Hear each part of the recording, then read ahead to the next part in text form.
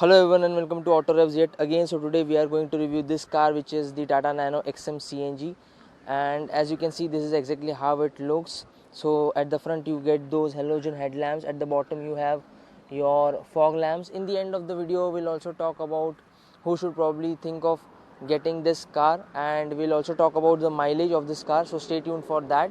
So this is exactly how it looks.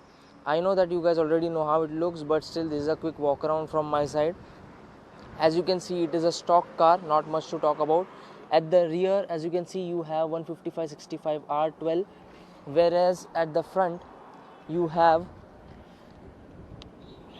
135/70 R12. So in terms of grip, at the rear you have a bit more grip compared to the front. So this is exactly how the car looks like. Let me quickly show you guys the interior as well. So there you go. And by the way, it gets a boot space. Let me quickly show you guys the boot space. Now this is the amount of space which you get at the rear. Will come on to the space, but quickly let me show you the boot space. So this has to be pulled in order to access the boot space. So this is the boot space, and as you can see, spare wheel has been kept over here, but this is not the place to keep it. So it has to be kept in the bonnet at the front, but the screw there has gone bent, because of which it has been kept over here. So this is exactly how the boot space looks like. You also get your jack here, and an emergency triangle is also provided, and toolkit obviously. So this is the amount of space which you get at the rear. Let me quickly get inside. So this is the space. As you can see, the legroom is not that great. Obviously 2 6 feet tall people cannot really accommodate over here. You can easily get 2 at the rear. Now as you can see, this is the handle to roll down your windows as well. So at the rear you have to take control of things manually, and legroom is not that great. You also cannot stretch your feet, and knee room is not that great. Headroom is good, I would say, and under thigh support is also quite lacking. So that's about the rear space. Now this seat has been, the driver seat has been pushed all the way behind, so that's the minimum legroom, and this has been pushed a bit in forward, so that's the amount of legroom which you get. Let me quickly show you guys the dashboard, how it looks.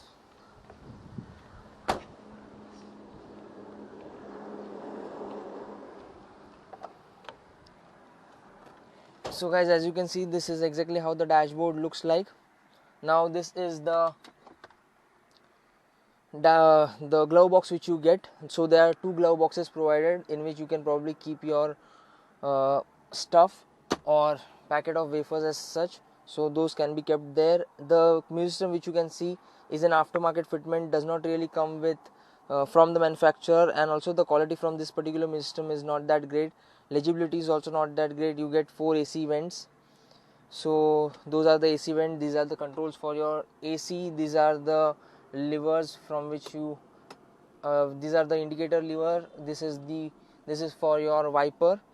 So this is about the interior. At the bottom you get a fire extinguisher there. Here you have your power window operating switches. Let me quickly show you guys the instrument cluster. So this is the instrument, I hope it is visible. So this is the instrument cluster. It misses out on tachometer, it gets speedometer, odometer is there, and obviously you get your 1 trip meter. So that is the thing, and the indicator lights are there. So that is about it. This is your hazard lamp. So that's about it, I guess. In the door pads you really do not have a lot of space. As you can see, you can probably keep magazine or newspaper there, and here you have your switch for changing from petrol to CNG and vice versa. So from this particular switch you can do that, and this, if when you pull this knob, the bonnet opens up. So that's about the bonnet. Let me quickly show you guys the bonnet as well.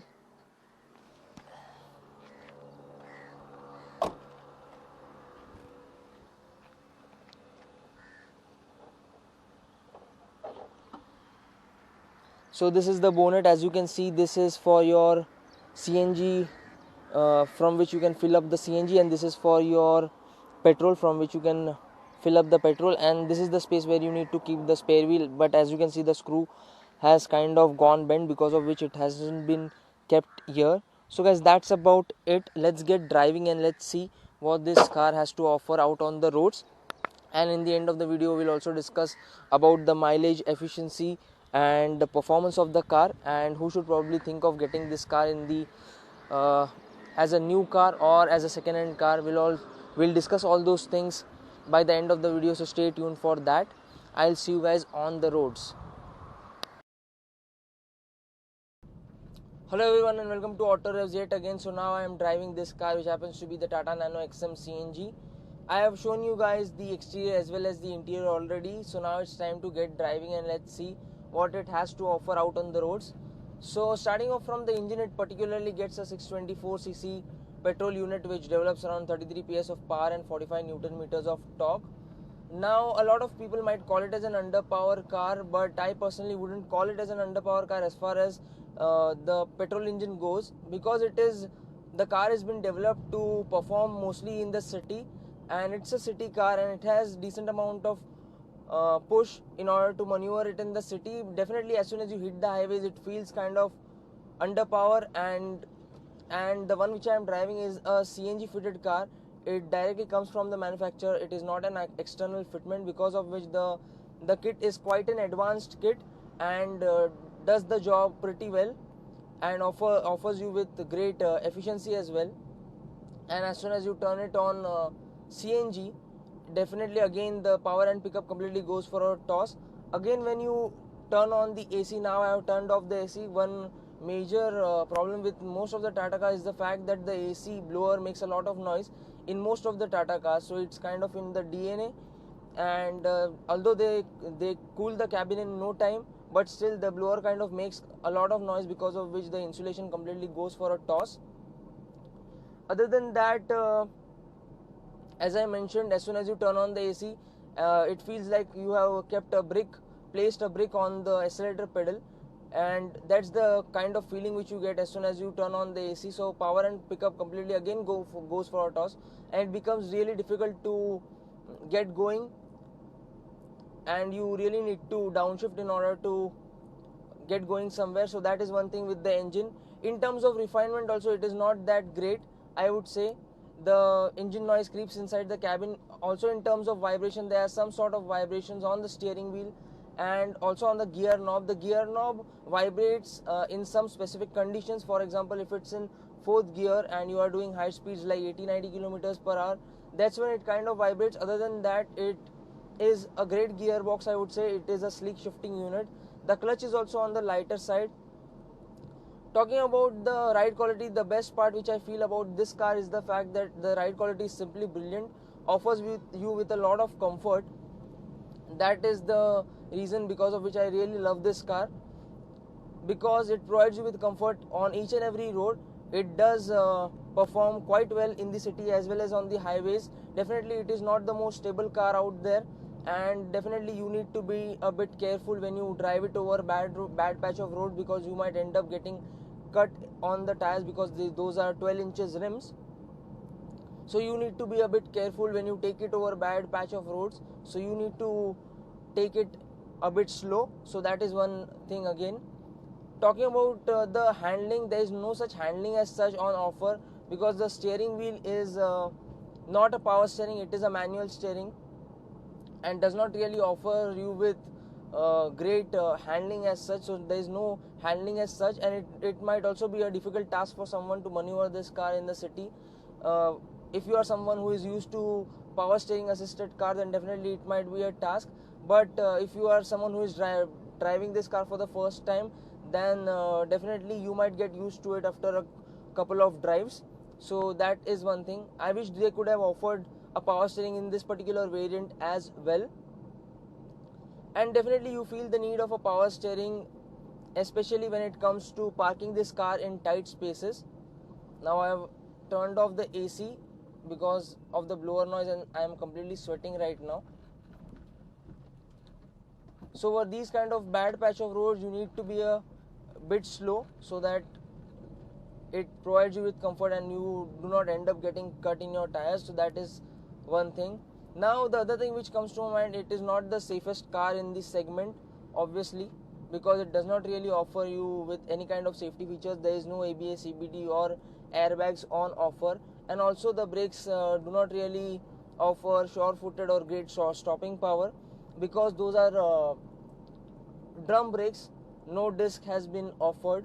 Because of those drum brakes, they really do not perform that well, and you need to get used to it in order to stop the car in its stride or something of that sort. So in terms of braking performance, they could have offered better brakes, but the brakes do not really perform that well. So that is again one thing about the car. So guys, I think I have spoken about most of the things. Talking about the CNG kit, the CNG kit performs quite well, I would say, and you can directly shift it from CNG to petrol and petrol to CNG, vice versa, on the fly. So you do not need to stop the car, and even the efficiency figures are great. So let me talk about the efficiency figures. So the mileage which I get from this car is almost 15 to 18 kilometers per liter when I drive it on petrol, and when I drive it on CNG, it delivers around 25 to 31 kilometers per kg, obviously depending on situations, road conditions and driving style as well. So that's the kind of insane mileage which this car is able to deliver. Now coming on to the verdict, who should probably think of getting this car?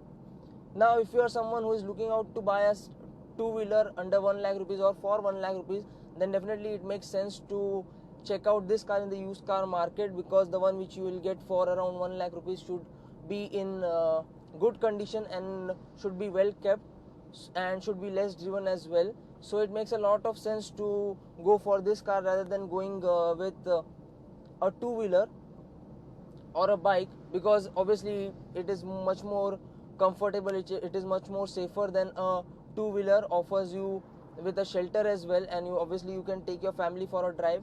So those are all the benefits of a car.